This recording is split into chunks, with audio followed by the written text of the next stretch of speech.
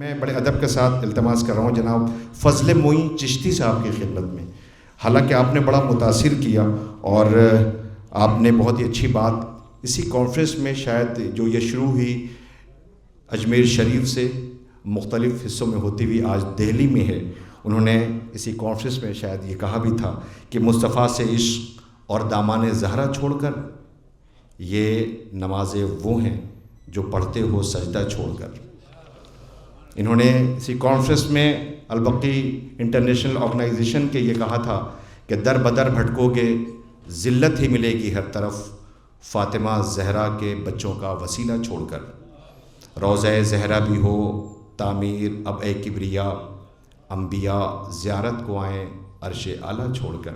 میں ان کی خدمت میں گزارش کر رہا ہوں کہ برائے کرم تشریف لائیں اور آج بقی کے حوالے سے یہ جو کانفرنس ہے اس میں اپنے خیالات کا اظہار کریں. بڑے ادب کے ساتھ گزارش کر رہا ہوں فضل معین چشتی صاحب کی خدمت میں تشریف لا رہے ہیں. آپ حضرات سے گزارش ہے کہ جو لوگ بیٹھے ہوئے ہیں کسی بھی عمل کو پائے تکمیل تک پہنچانے کے لیے محمد و آل محمد علیہ السلام کا وسیلہ ضروری ہے، لہٰذا نعرہ صلوات پڑھ لیں. اعوذ باللہ من الشیطان الرجیم، بسم اللہ الرحمن الرحیم. اس آڈیٹوریم میں تشریف فرما تمام معزز حضرات، السلام علیکم ورحمۃ اللہ وبرکاتہ. دیکھیے، آج ہم ایک عظیم مشن کے لیے اس ایک چھت کے نیچے جمع ہوئے ہیں. ظاہرہ تو یہ ایک عمارت ہے، لیکن روحانی طور پہ اگر دیکھیں تو ہم سب ردائے فاطمۃ الزہرا سلام اللہ علیہا میں تشریف فرما ہیں. آج ایک عظیم مشن کے لیے ہم یہاں پر جمع ہوئے، اور نہ صرف یہ ایک مشن ہے بلکہ ہمارا مقصد حیات ہے. البقی آرگنائزیشن جو کوششیں اور کاوشیں کر رہی ہے کئی سالوں سے دنیا بھر میں، اللہ تعالیٰ ان کو کامیابی عطا فرمائے. ہم سب یہ دعا بھی کرتے ہیں. اور کچھ سوالات ہمارے سامنے آئے ہیں جن کا میں جواب اس ڈیسک سے دینا چاہتا ہوں. کچھ لوگ یہ پوچھتے ہیں کہ آپ جگہ جگہ یہ کانفرنسز کر رہے ہیں تو کیا اس کا کوئی اثر ہوگا یا ہوا ہے؟ تو میں ان کو یہ بتانا چاہوں گا کہ ابراہیم علیہ السلام کو جب آگ میں جھونکا گیا تو ایک چڑیا اپنی چونچ میں پانی کی بوند لے کے اس آگ میں ڈالنے لگی. جب اس سے سوال کیا، کسی نے پوچھا کہ یہ ایک بوند سے یہ آگ تو بجھنے والی نہیں ہے، تو اس ایک بوند کو لے کے جو تو بار بار اس آگ میں ڈال رہی ہے اس سے کیا ہوگا؟ تو بڑا خوبصورت جواب دیا اس چڑیا نے. اس نے کہا کہ مجھے معلوم ہے کہ میری اس ایک بوند سے یہ آگ بجھنے والی نہیں ہے، لیکن بروز حشر جب وہ دربار لگے گا تو میں ان میں شمار کی جاؤں گی جو آگ بجھانے والوں میں تھے. تو بس یہ تو ہمیں یقین ہے کہ شہزادی کا روزہ بننا ہی ہے، لیکن ہماری خواہش یہ ہے کہ شہزادی ہم سے کچھ خدمت لے لیں، اور جب وہ موقع آئے تو ہم اس آستانے کی دیواروں پہ اینٹیں نہ رکھیں بلکہ ہمارے سروں کا نذرانہ پیش کر کے وہ آستانہ بنائیں.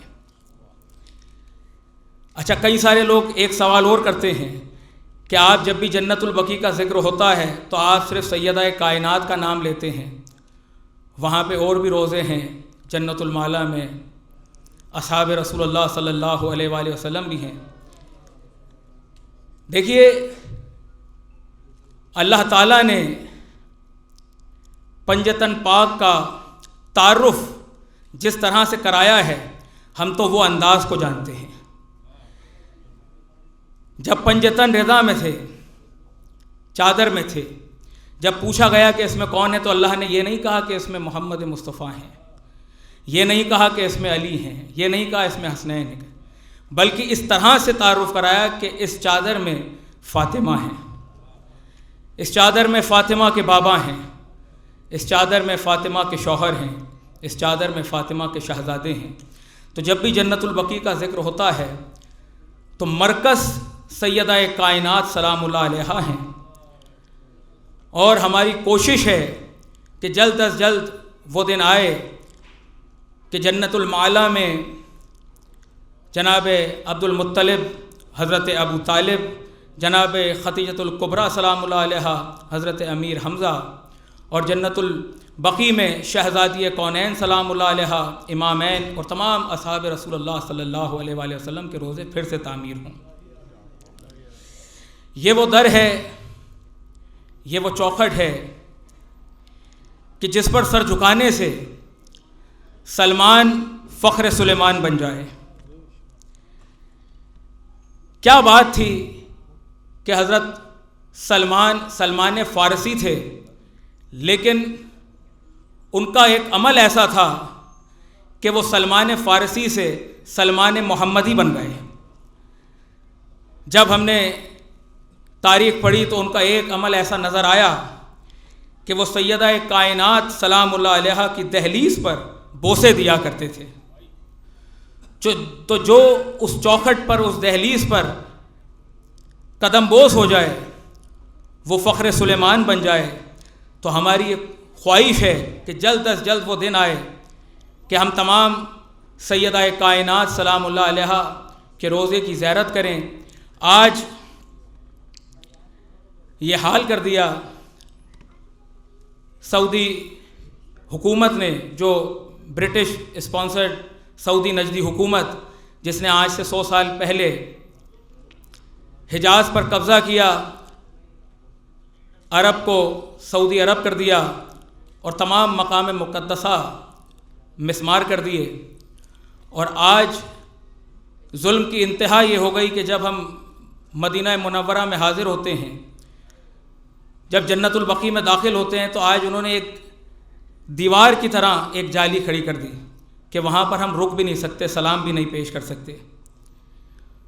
تو لہٰذا کیونکہ وقت کی کمی ہے، اسپیکرز ہیں ابھی کافی، تو میں اپنی بات کا اختتام بس اس شعر کے ساتھ کرتا ہوں۔ نئی صدی میں نئے کچھ یزید ابھرے ہیں، حسین والوں حسینی دماغ لے کے چلو، تمہیں رسول کا ناموس دے رہا ہے صدا، ہتھیلیوں پہ سروں کے چراغ لے کے چلو۔ السلام علیکم ورحمۃ اللہ وبرکاتہ، وما علینا الا البلاغ۔